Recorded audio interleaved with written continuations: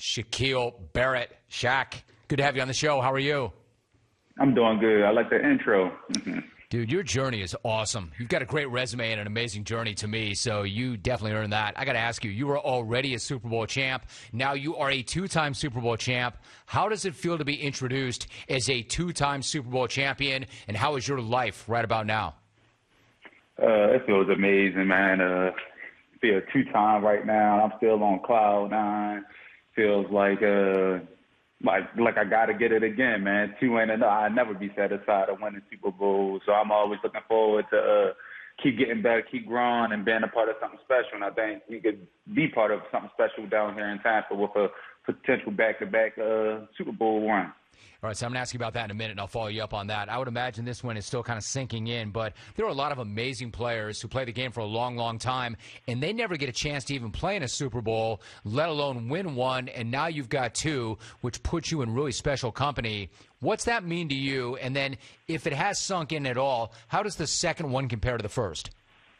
So it means a lot, man. Like you said, it's elite company, guys with more than one ring or even one ring, and it's just like so hard to get here, and then to be able to get here two times and be able to make it count both times, it just means a lot. And what was the second part of the question? How did the second one compare to the first one, if it is at all sunk in yet? Oh yeah, it's still sinking in, and it's I think I'm living in the moment more for the second one, so it feels like a little bit more different. Because the first one, it was like a roller coaster ride. I was just there for the ride. I mean, now I'm in the moment. I'm taking it in, trying to live out every second of this moment, every day of it, and just be around my loved ones, bringing them here so they experience it too. Because people never could play a whole career and never make it here, man. So I want everybody to be able to enjoy this experience. That's how you do it. Shaq Barrett joining us. Now, I want to ask you about the parade in a minute, but you got to take me back to before the game. You showed up in an absolutely incredible suit with a matching mask, a matching headband. How did that look come together, and how good did it feel to rock it? Like, how much power was there in that fit? So it all came together with like maybe a week before, during the bye week before the Super Bowl. I'm like, man, I think I want to get something made. Me and my wife was talking, Jordana. She was like, yeah, I think that's a good idea. And then the lady, Joanna, who made my my NFL honors suit, had just reached out to my publicist, Melissa, and asked if I want anything made. So I'm like, oh, it actually worked out perfectly. And then she sent me a couple of ideas, and I told her I wanted to go with that suit look and a short suit.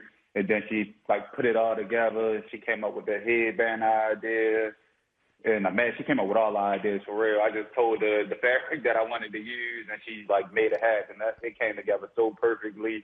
I loved it. I got a lot of love for it. About the outfit, the suit, and man, I had the ball out if I was going to be dressed like that. Oh, dude, for sure, right? Look good, feel good, play good. You looked amazing. So coming into that game, for instance, you knew, right? You knew you had a good feeling that something good was going to happen. You had a good feeling that you were going to win that game. Did you know going in, especially as a defense, that you were going to shut down Kansas City and that high-powered offense the way you did and keep them from scoring a touchdown? Was that your expectation?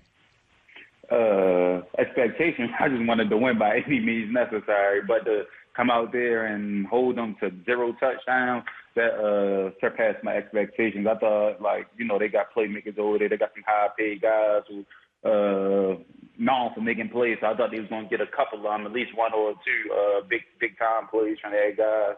But, it didn't happen that way. We had the best game plan we had. Well, we always have great game plans, but we executed it perfectly.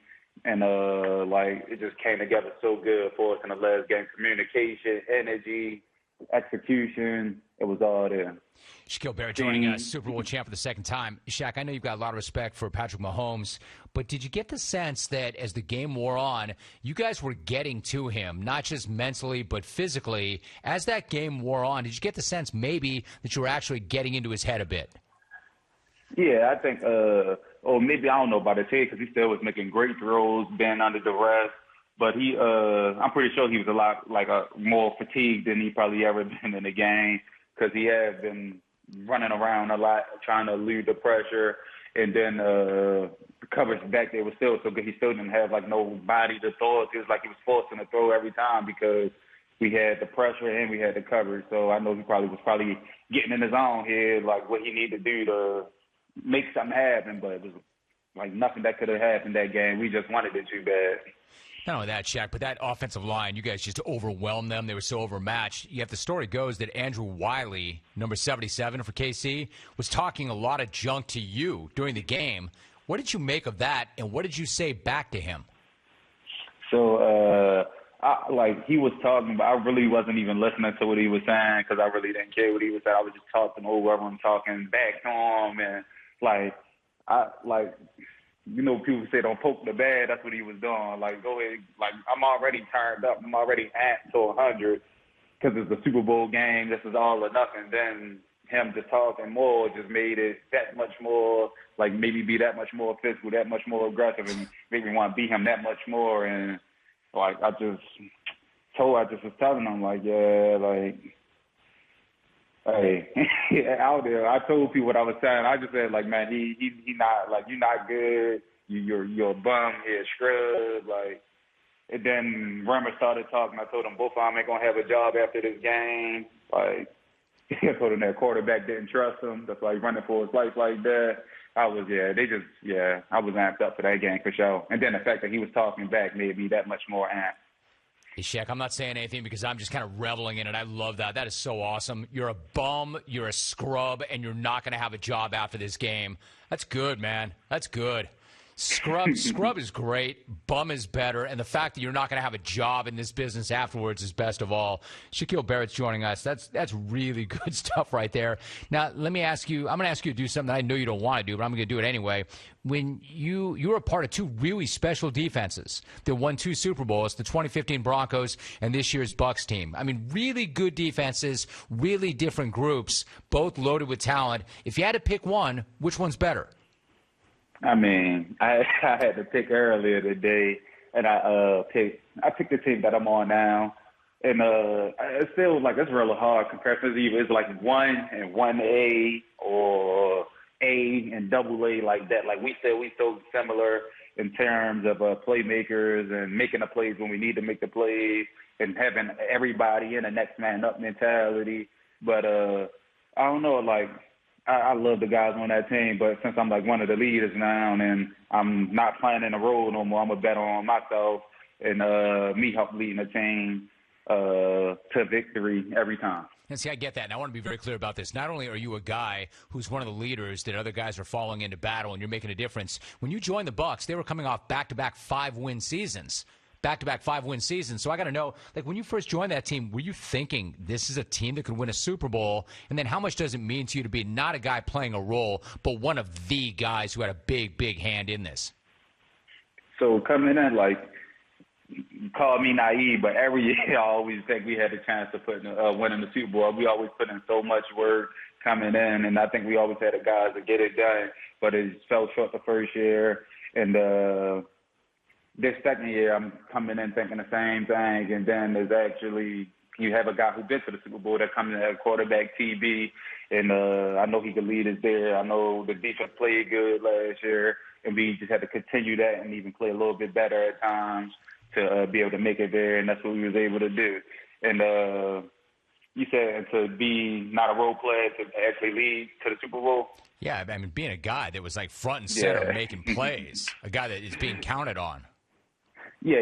I love being in them situations. That's how I want to be known when my football career is over, and being a guy in the situations like that and making the most of them, making the plays, taking advantage of the opportunities. I want my name to be remembered forever in the game of football because I want when I leave my mark on the game, I want to be in competition for the best, and that's the only way you can do it if you've been in situations like that and you perform under pressure. And I know I just live for them situations. Put all the pressure in the world on me because I believe in myself. I think I'll be able to come through. All right, so Shaq, what do you do now? For instance, you mentioned it would be great to kind of run this thing back and go back-to-back, but you are an unrestricted free agent. So how are you going to approach it? For instance, would you like to stay where you are and repeat, or do you owe it to yourself to look around and see what's out there? I most definitely plan on staying where I'm at and repeating, but if I do make it to the free agency, I don't mind getting these offers from all the other teams, but still giving Tampa Bay a chance to give me market value as well.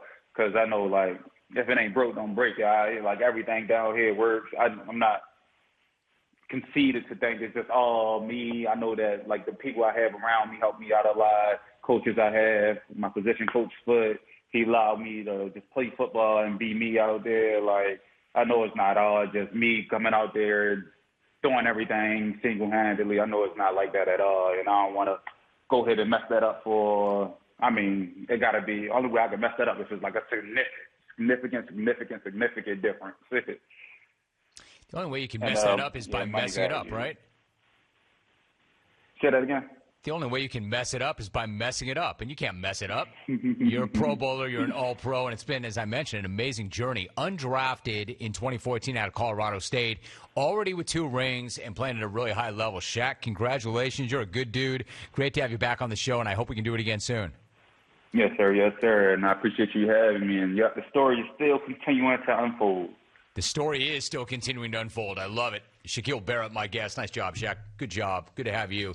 That suit, that look he had on. I mean, never mind that he was absolutely dominant on the field and was the entire postseason. Wow. That suit before the game was absolutely incredible.